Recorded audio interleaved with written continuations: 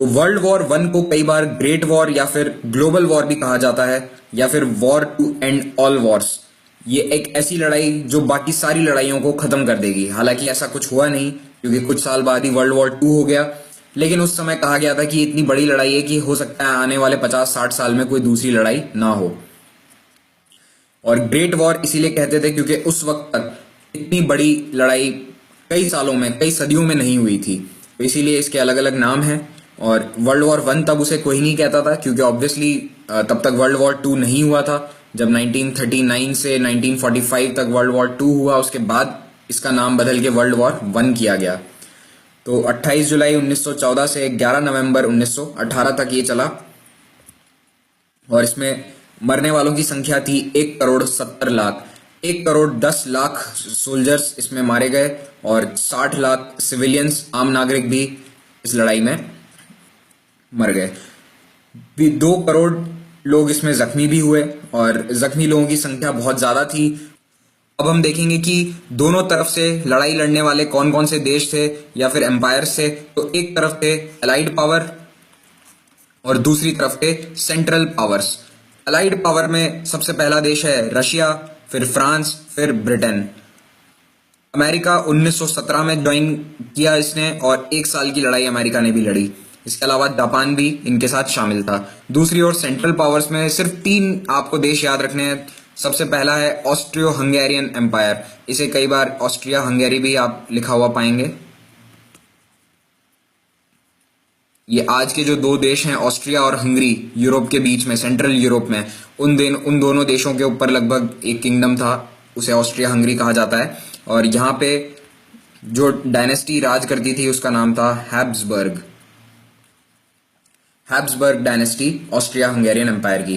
दूसरा था जर्मनी, और तीसरा है ऑटोमन एम्पायर, जो कि मॉडर्न डे टर्की का जो इलाका है उसके ऊपर उसका राज था। इस मैप में आप देखेंगे जो ऑरेंज कलर में आपको देश दिख रहे हैं वो हैं सेंट्रल पावर्स। तो ये है जर्मन एम्पायर, ये है ऑस्ट्रिया हंगरी, ये है ऑटोमन एम्पायर। ये पूरा ऑटोमन एम्पायर है, टर्की, आज का सऊदी अरेबिया और इराक का जो पूरा हिस्सा है। और उसके अलावा ये सब ऑरेंज में अफ्रीका में कॉलोनीज हैं, टोगो, कैमरून, तंजानिया, ये सभी जर्मनी की कॉलोनीज थी। और जो ग्रीन कलर में आपको दिख रहा है, तो देखिए फ्रांस, ब्रिटेन, रशिया, ये 3 सबसे बड़े बड़े देश। उसके बाद ये जितना भी एरिया है ये सब इनकी कॉलोनीज हैं। जैसे कि उस वक्त भारत भी एक कॉलोनी था, और सहारा के, वेस्टर्न सहारा के देश फ्रांस की कॉलोनी थे, और ऑस्ट्रेलिया कॉमनवेल्थ का हिस्सा था, और कनाडा भी कॉमनवेल्थ का हिस्सा था। तो ये सभी देश अलाइड पावर्स की तरफ से लड़े थे। प्रथम विश्व युद्ध के 4 मुख्य कारण बताए जाते हैं।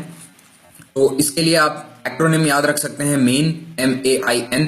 पहला है मिलिट्रिज्म, दूसरा है अलायंस सिस्टम, तीसरा इंपीरियलिज्म, और चौथा है नेशनलिज्म।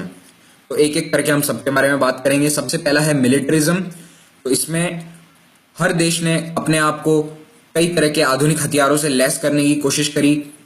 मशीन गन्स का आविष्कार इसी वक्त हुआ था, और पहली बार दुनिया में मशीन गन्स प्रथम विश्व युद्ध में ही इस्तेमाल हुई। टैंक का भी पहली बार इस्तेमाल ब्रिटेन ने किया प्रथम विश्व युद्ध में। बड़े बड़े जहाज बनाए गए जो कि काफी तेज थे, और उनपे बड़ी बंदूकें लगी थी, और इसमें भी ब्रिटेन और जर्मनी सबसे अग्रणी थे। आर्मी का साइज बहुत बढ़ा दिया गया था। इससे वर्ल्ड वॉर वन के पहले आर्मीज इतनी बड़ी नहीं थी, लेकिन युद्ध की तैयारियों के लिए कई देशों ने बहुत ही बड़ी आर्मी खड़ी करके रख दी। इन सभी चीजों में ब्रिटेन और जर्मनी सबसे आगे थे। ब्रिटेन और जर्मनी में इंडस्ट्रियल रेवोल्यूशन काफी तेजी से फैला था, और ये सबसे डेवलप्ड कंट्रीज थे। इसीलिए उन्होंने अपनी इंडस्ट्रियल कॉम्प्लेक्सेस का इस्तेमाल किया अपनी मिलिट्री स्ट्रेंथ को बढ़ाने के लिए। यानी कि अलग अलग फैक्ट्रीज में टैंक का प्रोडक्शन हो रहा है, नई मशीन गन्स का प्रोडक्शन हो रहा है, रॉकेट्स बनाने की कोशिश करी जा रही है। ये सब ब्रिटेन और जर्मनी में हो रहा था, लेकिन दूसरे देश भी कोशिश कर रहे थे कि हम ब्रिटेन और जर्मनी की बराबरी कर लें, लेकिन ये दूसरों से कई गुना आगे थे। इस मिलिटरिज्म के कारण एक अवधारणा बन गई कई देशों में कि हमारी आर्मी इतनी स्ट्रांग है कि हमें कोई दूसरा देश हरा नहीं सकता। तो ये एक बहुत ही गलत धारणा थी, और इसी धारणा के पीछे कई देशों ने अपनी आर्मी का साइज बढ़ाया। ये एक बहुत बड़ा रीजन था बड़ी आर्मी या फिर मॉडर्न आर्मी बनाने का। उसके बाद है अलग अलग संधियां या अलायंसेस जो कि यूरोप में साइन करी गई। तो देखिए यूरोप में 19वीं शताब्दी में पावर को मेंटेन करने के लिए अलग अलग देशों ने एक दूसरे के साथ गुपचुप समझौते कर लिए। कई सारी सीक्रेट ट्रीटीज साइन करी गई जो दूसरे देशों को पता नहीं होता था कि इन दो देश के बीच में कोई अलायंस है या फिर कोई समझौता हुआ है। तो आपको सिर्फ दो अलायंसेस याद रखनी है बड़ी बड़ी, बाकी आपके लिए इंपॉर्टेंट नहीं है। तो पहला है ट्रिपल अलायंस, नाम से ही पता चल रहा है कि तीन देश होंगे, तो जर्मनी, ऑस्ट्रिया हंगरी और इटली। ये साइन हुआ था 1882 में। दूसरा है ट्रिपल ऑन्टांट, ये था 1907 में फ्रांस, ब्रिटेन और रशिया के बीच। पहले 1904 में ब्रिटेन और रशिया के बीच में एक ट्रीटी साइन हुई, इसे कहा जाता है एंतांत कोर्डियाल। अगर किसी को मेरे फ्रेंच प्रोनाउंसिएशन से दिक्कत है तो माफ कीजिएगा, मुझे फ्रेंच बिल्कुल नहीं आती है। तो देखिए ये एंतांत कोर्डियाल 1904 में फ्रांस और ब्रिटेन के बीच में, और जब रशिया इससे जुड़ा तो ये हो गया ट्रिपल एंतांत 1907 में। तो अब देखेंगे आपकी इन्हीं तीन कंट्रीज जो मेन कंट्रीज हैं वर्ल्ड वॉर वन के, वो यही तीन थे। इस मैप से आपको थोड़ा और अच्छे से समझ में आएगा। तो देखिए ब्राउन कलर का जो एरिया है वो सारे देश हैं ट्रिपल अलायंस का हिस्सा, तो जर्मन एम्पायर, ऑस्ट्रिया हंगरी और इटली। याद रखिएगा इटली जो है वो ट्रिपल अलायंस का हिस्सा था, लेकिन उसने जर्मनी और ऑस्ट्रिया का साथ नहीं दिया। उसने दल बदल लिया और जब लड़ाई शुरू हुई उसके कुछ महीनों बाद उसने फ्रांस और ब्रिटेन से हाथ मिला लिया और इनकी ओर से लड़ाई लड़ना शुरू कर दिया। तो इटली ने अपना पाला बदल लिया, याद रखिएगा। और ऑस्ट्रिया हंगरी के अंदर आप देख सकते हैं कि कई अलग अलग देश हैं जो आज का चेकोस्लोवाकिया है, चेक Republic, Slovakia, Poland, Ukraine, Romania और क्रोएशिया, स्लोवेनिया, इटली का कुछ हिस्सा। तो ये सभी अलग अलग एथनिक लोग हैं जो कि इस ऑस्ट्रिया हंगरी का हिस्सा थे। तो जैसे आज भारत एक बहुत ही वाइब्रेंट देश है, कई तरह के अलग अलग एथनिसिटीज हैं, उसी तरह से ऑस्ट्रिया हंगरी भी था, लेकिन ये टूट गया। और इसीलिए कई लोग कहते हैं कि जब ऑस्ट्रिया हंगरी और बाल्कन्स का हिस्सा एक देश नहीं बन पाया तो भारत कैसे बन सकता है। लेकिन भारत पिछले 70 सालों से एक सक्सेसफुल देश की तरह चल रहा है, आज भी एक है, संगठित है। एक आपने वर्ड सुना होगा बॉल्कनाइजेशन। कहा जाता है आजादी के टाइम पे कि भारत का बॉल्कनाइजेशन हो जाएगा, अंग्रेजों ने ऐसा कहा था। बॉल्कनाइजेशन का मतलब है कि देखिए ये बॉल्कन्स हैं, ये इलाका पूरा बॉल्कन्स कहलाता है। तो ये सभी देश Romania, Bulgaria, Serbia, Montenegro, Albania, ये बॉल्कन कंट्रीज हैं और इनमें कई बार आपस में लड़ाइयाँ हुई हैं और इनके एरिया बदलते गए हैं।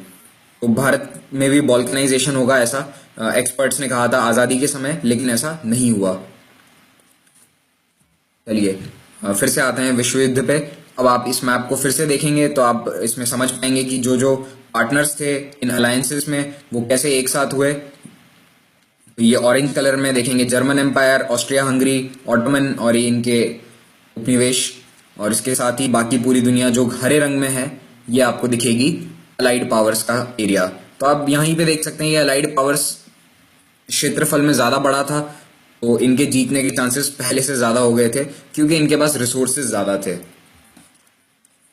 ये एक छोटा सा चार्ट है जिसमें आप देख सकते हैं कि अलग अलग देशों के बीच में जो समझौते थे। तो देखिए इटली और जर्मनी के बीच में 1882 और ऑस्ट्रिया हंगरी भी, तो ये था ट्रिपल अलायंस। और उसके अलावा जर्मनी और ऑटोमन एम्पायर के बीच में भी 1914 में एक समझौता हुआ।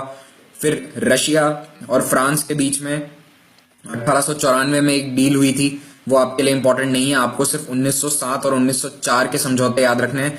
तो 1904 में हुआ फ्रांस और ब्रिटेन के बीच में एंटांत कोर्डियाल, और रशिया जब जुड़ गया इसमें 1907 में, तब ये हो गया ट्रिपल एंटांत। ये कार्टून छपा था वर्ल्ड वॉर वन के शुरू होने के पहले जब ये अलायंसेस हुई थी। आप देख सकते हैं इसमें एक छोटा सा बच्चा है सर्बिया, और अगर ये कह रहा है कि अगर आप मुझे मारोगे, ऑस्ट्रिया को ये कह रहा है आप अगर मुझे मारोगे तो आपको रशिया मारेगा, और रशिया के पीछे जर्मनी है। मतलब सब एक दूसरे को मारने जा रहे हैं, जबकि झगड़ा इनका आपस में है ही नहीं, झगड़ा तो सिर्फ इन दोनों का है, सर्बिया और ऑस्ट्रिया का। ये बात बिल्कुल सच साबित हुई और झगड़ा सर्बिया से ही शुरू हुआ। आगे हम देखेंगे कैसे। उसके पहले इंपीरियलिज्म। तो देखिए सारे पश्चिमी यूरोप के जो देश हैं वो चाहते थे कि हम अफ्रीका में, एशिया में अपनी अलग अलग कॉलोनीज बनाएं, जितना हो सके एरिया हम कब्जा कर लें। इसको कहा गया था स्क्रैम्बल फॉर अफ्रीका, यानी कि अफ्रीका की दौड़, कि जितना तेजी से आप एरिया कैप्चर कर सकते हैं आप कर लीजिए। क्योंकि अफ्रीका बहुत ही बड़ा था और पूरी तरह से एक्सप्लोर नहीं हुआ था। तो स्क्रैम्बल फॉर अफ्रीका 1880 के बाद शुरू हुआ, जब बड़े बड़े देशों ने लंबे चौड़े एरिया अफ्रीका में कब्जे कर लिए, जैसे कि फ्रांस, जर्मनी, हॉलैंड, इन सब ने, बेल्जियम, ब्रिटेन, इन सब में लीडर था। और सब चाहते थे कि हम ब्रिटेन का मॉडल कॉपी करें, क्योंकि ब्रिटेन काफी सक्सेसफुल था। जैसा कि आपने इंडिया में भी देखा होगा, इंडिया पे राज करना बहुत मुश्किल है, लेकिन ब्रिटिश इसमें सक्सेसफुल रहे। पूरी दुनिया के 25% हिस्से पे एक वक्त ब्रिटिश एम्पायर का राज था। तो कहीं ना कहीं इनका मॉडल सक्सेसफुल था, और इस 25% एरिया के कारण इनके पास बहुत सारे रिसोर्सेज, बहुत सारा मैन पावर मिला। तो देखिए, भारत से 13 लाख सोल्जर्स वर्ल्ड वॉर 1 में लड़ाई लड़ने के लिए ब्रिटेन को मिल गए। ये नंबर ब्रिटेन के अपने खुद के सोल्जर्स से ज्यादा था। ब्रिटेन की आर्मी में ब्रिटिश सोल्जर्स इतने नहीं थे जितने भारतीय सोल्जर्स थे। एक और कारण है नेशनलिज्म। ये जो देशभक्ति की भावना है, 19वीं शताब्दी में इसने पूरे यूरोप को अपने आप में जकड़ लिया। और ये देशभक्ति बहुत ज्यादा सर चढ़ के बोली यूरोप के कई देशों में, जैसे कि जर्मनी, इटली और बाल्टिक देश जो आपको मैंने बताया। हालांकि ये बाल्टिक स्टेट तब इंडिपेंडेंट नहीं थे, ये या तो ऑस्ट्रिया हंगरी के अंडर में थे या फिर ऑटोमन एम्पायर के इन्फ्लुएंस में थे। लेकिन ये चाहते थे कि हम भी अपने नेशनलिज्म को फॉलो करें, हम अपने अलग देश बनाएं। जैसे कि जर्मनी और इटली ने अपने आप को एक देश की तरह जोड़ा है, उसी तरह से हम भी अलग अपना देश बनाएंगे। और इन्हीं देशों में एक धारणा बनी कि लड़ाई जो है वो ग्लोरियस है, यानी कि लड़ाई लड़के ही एक देश महान बन सकता है। किसी भी देश की महानता वो कितनी लड़ाइयां जीतता है या फिर कितना बड़ा एरिया लड़ाई के बाद जीत लेता है, उसी से तय होगा। तो ये एक बहुत ही खतरनाक धारणा बन गई थी, और ये भी एक बहुत बड़ा रीजन रहा वर्ल्ड वॉर 1 का। कुछ और भी कारण है। तो सबसे पहले हम देखेंगे स्ट्रेट्स ऑफ डार्डेनेल्स के बारे में। ये स्ट्रेट्स ऑफ डार्डेनेल्स क्या है? तो देखिए, ये है एजियन सी और ये है ब्लैक सी, ये टर्की है। तो देखिए, एजियन सी और ब्लैक सी को कनेक्ट करता है स्ट्रेट्स ऑफ डार्डेनेल, और ये यहाँ पे एक छोटा सा स्ट्रेट और है, इसे कहते हैं स्ट्रेट्स ऑफ बॉस्फोरस। इन दो स्ट्रेट्स के थ्रू रशिया, यहाँ से ये देखिए, ये उस वक्त रशिया था, अब ये यूक्रेन है, ये क्रीमिया है जो कि अब फिर से रशिया का हिस्सा है 2014 से, लेकिन उस वक्त ये पूरा रशियन एम्पायर था। तो यहाँ से रशिया के जहाज एजियन सी और मेडिटेरेनियन होते हुए पूरी दुनिया से जुड़ते थे। तो ये बहुत ही इंपॉर्टेंट ट्रेड रूट था रशिया के लिए, और अगर यहाँ पे ऑटोमन एम्पायर पूरी तरह से हावी हो जाएगा तो रशिया के लिए मुसीबत हो जाएगी। इसीलिए रशिया नहीं चाहता था कि यहाँ पे किसी और का इन्फ्लुएंस बढ़े, और ये भी एक कारण था कि उसने ऑटोमन एम्पायर के खिलाफ अटैक कर दिया। यूरोप में एक धारणा थी कि जो भी अब लड़ाई होगी वो बहुत ही छोटी होगी। क्यों? क्योंकि टेक्नोलॉजी बहुत बढ़ चुकी है, साइंस ने काफी प्रोग्रेस कर लिया है, नए तरह के हथियार बन चुके हैं, इसीलिए अब लड़ाई बहुत ही छोटी होगी, कुछ महीनों में खत्म हो जाएगी। लेकिन ऐसा बिल्कुल नहीं हुआ। फिर वॉर को ग्लोरीफाई किया गया, युद्ध को ग्लोरीफाई किया अलग अलग किताबों ने, अखबारों ने, लेखकों ने। उन्होंने कहा कि लड़ाई तो जरूरी है, बिना युद्ध के कोई देश बन ही नहीं सकता, कोई देश महान नहीं हो सकता, कोई देश बढ़ नहीं सकता और ऊंचाइयां नहीं छू सकता, तरक्की नहीं कर सकता। तो युद्ध तो हमें करना ही चाहिए। फिर एक बड़ा रीजन है बॉल्कन्स का। बॉल्कन जो एरिया मैंने आपको बताया, इस मैप में आप फिर से देखिए, ये 1912 का मैप है। तो बॉल्कन कंट्रीज हैं जो आज के देश हैं, जैसे Bosnia, Croatia, Serbia, Montenegro, Albania, Romania और बल्गारिया। उस वक्त ये सभी इंडिपेंडेंट नहीं थे। ये हिस्सा पहले पूरा ऑटोमन एम्पायर के अंदर आता था। 600 साल लगभग ऑटोमन एम्पायर ने इस पूरे हिस्से पे राज किया, लेकिन 19वीं शताब्दी में रोमानिया, बल्गारिया, ग्रीस, इन सब ने ऑटोमन से अपने आप को आज़ाद कर लिया, और कुछ समय बाद सर्बिया भी आज़ाद हो गया ऑस्ट्रिया हंगरी की मदद से। लेकिन अब जो ब्राउन कलर में, लाइट ब्राउन कलर में ये एरिया है, ये ऑस्ट्रिया हंगरी का एरिया था उस वक्त। तो यहाँ पे अब ये देश बोस्निया, ये भी चाहता था कि हम भी आज़ाद हों, क्रोएशिया भी चाहता था कि हम आज़ाद हों। इसीलिए बॉल्कन में हमेशा लड़ाइयाँ रही, और 1890 से लेकर 1912 के बीच में यहाँ पे 3 अलग अलग लड़ाइयाँ हुई। बॉल्कन में 3 अलग अलग लड़ाइयाँ हुई वर्चस्व के लिए, और इनमें mainly Austria Hungary, Ottoman empire और इधर से रशिया। तो आप देखेंगे इन तीनों के बीच में ये एरिया है, इसीलिए तीनों चाहते थे कि हमारा आधिपत्य हो, और इन तीनों के बैकिंग के कारण यहाँ पे 3 लड़ाइयाँ हुई। इसीलिए इसे कहते हैं powder keg of Europe. Powder keg का क्या मतलब है कि एक बारूद से भरा हुआ कंटेनर है और इसमें कभी भी आग लग सकती है, और ऐसा ही हुआ, इसमें आग लग गई। और वो घटना क्या थी? वो थी आर्क ड्यूक फ्रांस फर्डिनेंड की हत्या। ये आर्क ड्यूक फ्रांस फर्डिनेंड कौन थे? ये ऑस्ट्रिया हंगरी एम्पायर के प्रिंस थे, राजकुमार थे, और अगले राजा यही बनने वाले थे। इनके अंकल की मौत के बाद इनका राजा बनना तय था, पहले से एक घोषणा हो चुकी थी कि यही अगले राजा बनेंगे। तो ये अपनी वाइफ के साथ ऑस्ट्रिया हंगरी एम्पायर में अपने साराजेवो नाम के शहर में आए थे एक टूर पे, और ये शहर अब बोस्निया में है। तो यहाँ पे इन पे हमला हुआ, बंदूक से गोली मार दी गई। गैवरिलो प्रिंसेप नाम के आदमी ने इन पे हमला किया। ये इसके साथ कुछ और भी लोग थे जो ब्लैक हैंड नाम का एक ऑर्गेनाइजेशन है, इसको बिलोंग करते थे। ये नाम याद रखिएगा, ब्लैक हैंड। दिन था 28 जून 1914। तो अब आप सोच सकते हैं कि राजकुमार की हत्या हो गई है तो बहुत कुछ ना बड़ा रिस्पॉन्स ही आएगा। तो वही आगे हुआ, धमकी दी गई सर्बिया को। क्यों? क्योंकि सर्बिया जो कि बोस्निया का पड़ोसी था और एक अलग किंगडम था, ऐसा कहा जा रहा है कि सर्बिया बोस्निया को मदद कर रहा था इंडिपेंडेंट होने के लिए, और सर्बिया के लोगों ने ही ये साजिश रची, सर्बिया के इंटेलिजेंस ऑफिसर्स ने ये साजिश रची कि फ्रांस फर्डिनेंड की हत्या कर दी जाए। तो इसीलिए आप यहाँ पे देख लीजिए एक बार साराजेवो की लोकेशन। ये साराजेवो है बोस्निया, और ये किंगडम ऑफ सर्बिया था उस वक्त, और ये पूरा ऑस्ट्रिया हंगरी एम्पायर है। तो ऑस्ट्रिया हंगरी एम्पायर ने सर्बिया को अल्टीमेटम दिया कि आप हमारी कुछ मांगे मान लीजिए, आप सरेंडर कर दीजिए। और ये बहुत ही ह्यूमिलिएटिंग मांगे थी, बिना लड़ाई के कोई कैसे सरेंडर कर सकता है। उन्होंने कहा था कि आप हथियार डाल दीजिए, अपनी पूरी आर्मी खत्म कर दीजिए, और अब सर्बिया पे हमारा कब्जा होगा। सर्बिया ने मदद मांगी रशिया से, और रशिया मौका ढूंढ रहा था कि हम इस मामले में फिर से इंटरफियर करें बॉल्टिक्स में। और एक और कारण था कि स्लाविक लोगों का सर्बिया में रहना। रशिया और सर्बिया इन दोनों में जो लोग रहते हैं उन्हें स्लाव कहा जाता है। ये स्लाविक एथनिसिटी के लोग हैं, ये एक ही एथनिसिटी है।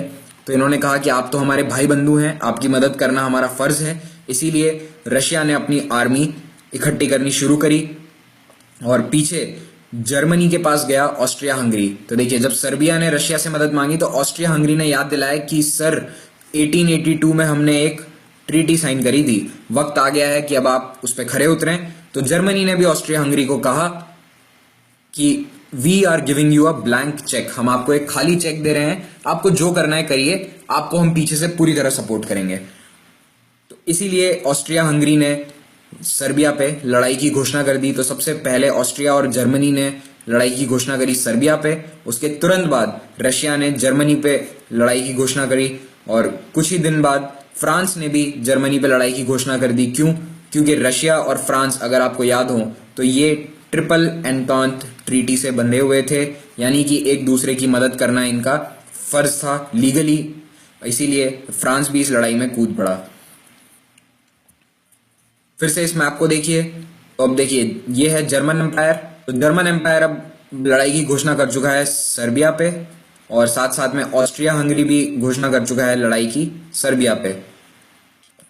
पीछे से रशिया ने बोला है कि हम जर्मनी और ऑस्ट्रिया हंगरी पे हमला करेंगे, और यहाँ से फ्रांस ने जर्मनी पे युद्ध की घोषणा कर दिया है। तो ये एक काफी कॉम्प्लेक्स सा सिनेरियो यहाँ पे बन रहा है। आप देखेंगे अभी तक ब्रिटेन यहाँ शामिल नहीं हुआ था।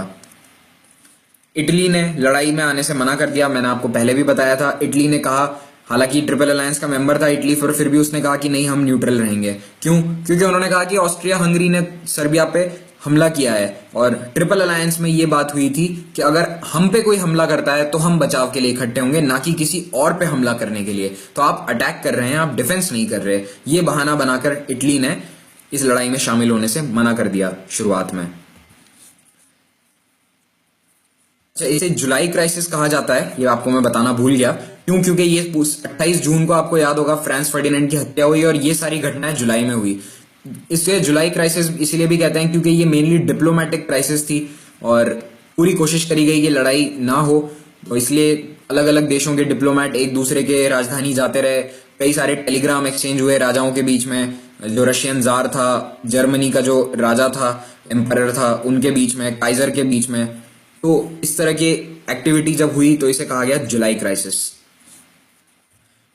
इसके बाद लड़ाई छिड़ गई अगस्त में, और ये उस समय का न्यूज़पेपर आप देख सकते हैं, Germany declares war, all Europe is in arms.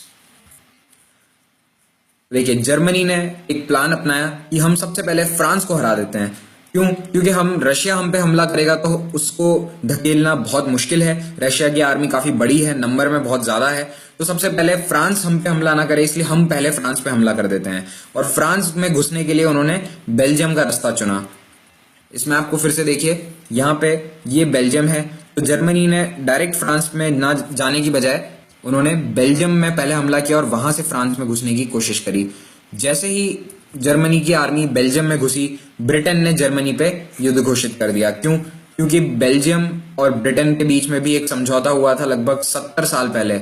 1839 में एक ट्रीटी हुई थी, उसका नाम था ट्रीटी ऑफ लंदन। आपके लिए बिल्कुल इंपॉर्टेंट नहीं है। तो इस ट्रीटी के तहत बेल्जियम को वादा किया गया था कि कभी भी बेल्जियम पे कोई हमला करेगा तो ब्रिटेन उसकी रक्षा के लिए आएगा। तो इतनी पुरानी ट्रीटी का बहाना बनाकर ब्रिटेन भी इस लड़ाई में कूद पड़ा और जर्मनी पे हमला कर रहा, फ्रांस की मदद करने के लिए उसने अपनी आर्मी भेज दी। जर्मनी इनिशियली काफी सक्सेसफुल रहा, फ्रांस के अंदर घुसने में उसे सक्सेस मिल गई। पेरिस के नजदीक पहुंच ही गए थे, लेकिन पूरी तरह पेरिस तक नहीं पहुंच पाए। उसके बाद वहां पे वो अटैक रुक गया, क्योंकि वहां पे ब्रिटेन की आर्मी ने आके फ्रांस को सपोर्ट दिया। दूसरी तरफ रशिया में, यानी कि ईस्ट में, रशिया की आर्मी को उन्होंने पूरी तरह से हरा दिया और कई सारे, यहाँ पे लगभग 3 लाख रशियन सोल्जर मारे गए थे इस कैंपेन में, शुरुआत के 1 साल के अंदर ही। तो जर्मनी को आप देख सकते हैं काफी सक्सेस मिली। उसके बाद ऑटोमन एम्पायर, जो कि अगले ही महीने लड़ाई में शामिल हो गया था, उसने रशिया पे हमले शुरू कर दिए। क्यों? क्योंकि ऑटोमन और रशिया कई सदियों से पुराने दुश्मन थे, और आपको मैंने स्ट्रेट्स ऑफ डार्डेनेल्स की कहानी सुनाई कि कैसे दोनों एक दूसरे पे कंट्रोल चाहते थे।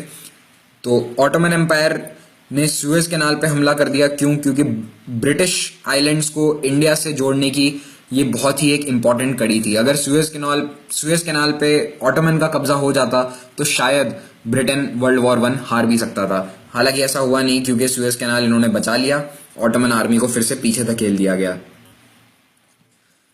अब मैं बात करूंगा ट्रेंचेस की। तो ये देखिए, ट्रेंच क्या होता है। ट्रेंच एक खाई की तरह एक गड्ढा है, जिसके अंदर ये सैनिक, आप देख सकते हैं यहाँ पे, सैनिक इस गड्ढे के अंदर रहते हैं, यहीं से लड़ाई लड़ते हैं, यहीं पे सोते हैं, खाते हैं, पीते हैं। पूरा का पूरा दिन इनका इस खड्डे में ही बीत जाता है, क्योंकि अगर आप इससे बाहर निकलेंगे तो आप मशीन गन से आप पे फायर हो जाएगा। तो ये भी एक और फोटो है ट्रेंच का। तो ये प्रथम विश्व युद्ध की खास बात है कि ट्रेंचेस पहली बार इतनी लंबी ट्रेंचेस बनाई गई। हालांकि ये ट्रेंचेस कोई नया नहीं है, ट्रेंचेस हमेशा युद्ध में बनाई जाती हैं, लेकिन यहाँ पे बहुत लंबे समय तक ट्रेंचेस में लड़ाई हुई और फ्रांस और जर्मनी के बीच में ये ट्रेंचेस बनी गई थी और 3 साल तक यहाँ पे स्टेलमेट बना रहा। किसी को कोई फायदा नहीं हुआ, ना जर्मनी ज्यादा आगे बढ़ा ना फ्रांस आगे बढ़ा। और ट्रेंचेस बनाई क्यों जाती थी? आर्टिलरी शेलिंग से बचने के लिए। जो आर्टिलरी के गोले आते थे उनसे बचने के लिए ट्रेंचेस खोदी गई और उनमें सोल्जर्स खड़े रहते थे। लेकिन वहां पे कंडीशंस इतनी खराब थी, बारिश, पानी और हेल्थ में काफी हेल्थ इश्यूज हो गए। कई सोल्जर्स बीमार हो गए, गैंग्रीन हो गया उनके पाँव में फंगल इन्फेक्शंस हो गए। इन सब कारणों से कई सारे सोल्जर्स की मौत तो सिर्फ बीमारी से हो गई। और जब भी यहाँ पे आपको जमीन कब्जा करनी है तो उसके लिए बहुत सैनिक मारे जाते थे, क्योंकि जैसे ही ट्रेंच से कोई बाहर निकलता था तो मशीन गन का फायर सामने से शुरू हो जाता था। बैटल ऑफ सोम एक लड़ाई थी 1916 में, बैटल ऑफ सोम। इसमें एक दिन में 80,000 अलाइड सैनिक मारे गए थे। इनमें से ज्यादातर ब्रिटेन और कनाडा के सोल्जर्स थे। तो बैटल ऑफ सोम बहुत फेमस है और कुल मिला के इसमें 3 लाख सोल्जर्स यहाँ भी मारे गए इस बैटल ऑफ सोम में। लेकिन एक दिन में 80,000 बहुत ही बड़ा नंबर है और काफी समय तक शायद अभी भी ये दुनिया में एक दिन में मारे गए सोल्जर्स के नंबर में नंबर 1 पे है। इतने सोल्जर्स कभी दुनिया में एक दिन में नहीं मारे गए हैं। अब मैं बात करूंगा इसे ग्लोबल वॉर क्यों कहते हैं, क्योंकि पूरी दुनिया में लड़ाई छिड़ी हुई थी। देखिए, अफ्रीका में जो जर्मनी की कॉलोनीज थी, टोगो, टंजानिया, कैमरून, इन सब पे फ्रांस और इंग्लैंड ने हमला कर दिया, तो वहां लड़ाई चल रही थी। उसके बाद माइक्रोनेशिया, जो कि पैसिफिक ओशन में है, आइलैंड्स हैं कुछ छोटे छोटे, वहां पे भी जर्मनी की कॉलोनीज थी। और चाइना में भी कुछ एरियाज में उनके ट्रेडिंग पोस्ट थे। कुछ एरिया में जर्मनी वहां से व्यापार करता था, तो उनके कुछ शहरों पे उनका कब्जा था। तो इन दोनों जगहों पे जापान ने जर्मनी पे हमला कर दिया, जर्मन कॉलोनीज पे। तो देखिए जापान युद्ध में क्यों कूद पड़ा, क्योंकि जापान और ब्रिटेन ने भी एक ट्रीटी साइन करी थी आपस में एक दूसरे का सहयोग करने की, ऑफेंसिव डिफेंसिव अलायंस, इसीलिए जापान इस लड़ाई में शामिल हुआ। तो देखिए कैस्पियन सी में ऑटोमन शिप्स ने रशिया के बंदरगाहों पे हमला करना शुरू कर दिया। तो रशिया के कैस्पियन सी में इस मैप में आप देखिए ये ब्लैक सी है, आई एम सॉरी कैस्पियन सी नहीं, ब्लैक सी। ब्लैक सी में ये क्रीमिया है और क्रीमिया में यहां पे है एक शहर जिसका नाम है सेवास्टोपोल। ये रशिया का सबसे इंपॉर्टेंट नेवल बेस है सेवास्टोपोल पोर्ट पे, और यहाँ पे एक शहर है ओडेसा। इस ओडेसा में और सेवास्टोपोल पे ऑटोमन एम्पायर ने हमले शुरू कर दिए।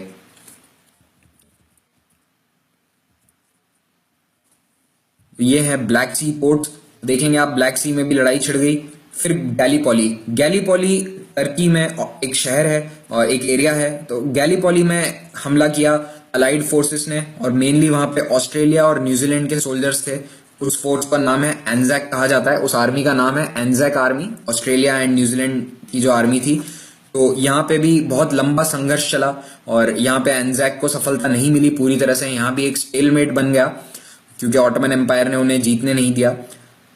इस गैलीपोली कैंपेन की याद में आज भी ऑस्ट्रेलिया और न्यूजीलैंड में एंजैक डे मनाया जाता है, वहां पे जो सोल्जर्स शहीद हुए थे उनकी याद में।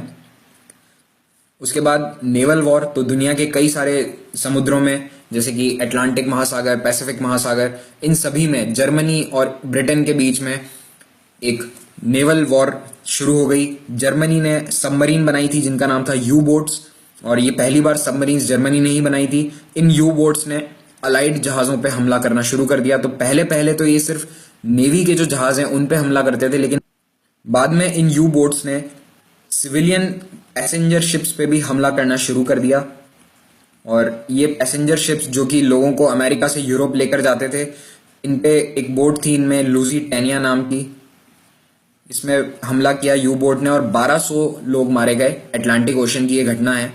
ये एक बहुत बड़ा रीजन था अमेरिका ने ज्वाइन किया वर्ल्ड वॉर 1 को 1917 में, क्योंकि उन्होंने पैसेंजर शिप्स पे हमला करना शुरू कर दिया था जर्मनी ने। तो यूएस के जो उस वक्त प्रेसिडेंट थे उनका नाम था वुडरो विल्सन। शुरुआत में उन्होंने पूरी तरह से मना कर दिया था कि हम यूरोप की इस लड़ाई में शामिल नहीं होंगे, हमारा इससे कोई लेना देना नहीं है। ये बात 1914 की है। लेकिन 3 साल बाद 1917 में यूएस फाइनली वर्ल्ड वॉर 1 में शामिल हो गया। अब मैं बात करूंगा इंडियंस इन वर्ल्ड वॉर 1। तो देखिए लगभग 13 लाख भारतीय सैनिक ब्रिटिश फौज के लिए लड़े इस विश्व युद्ध में, और मेनली फ्रांस, मध्य पूर्व यानी कि मेसोपोटामिया जिसे इराक आज कहते हैं हम लोग, और इजिप्ट, इन इलाकों में भारतीय सोल्जर लड़े और लगभग 50,000 सैनिकों की इसमें मौत हो गई। इंडिया गेट का जो मेमोरियल है वो इसी वर्ल्ड वॉर 1 में शहीद हुए सैनिकों के सम्मान में बनाया गया है। और इसके अलावा थर्ड एंग्लो अफगान वॉर, ये 2 लड़ाइयाँ यानी कि वर्ल्ड वॉर 1 और थर्ड एंग्लो अफगान वॉर, इन 2 लड़ाइयों में जो सैनिक शहीद हुए उनकी याद में इंडिया गेट का मेमोरियल बनाया गया है।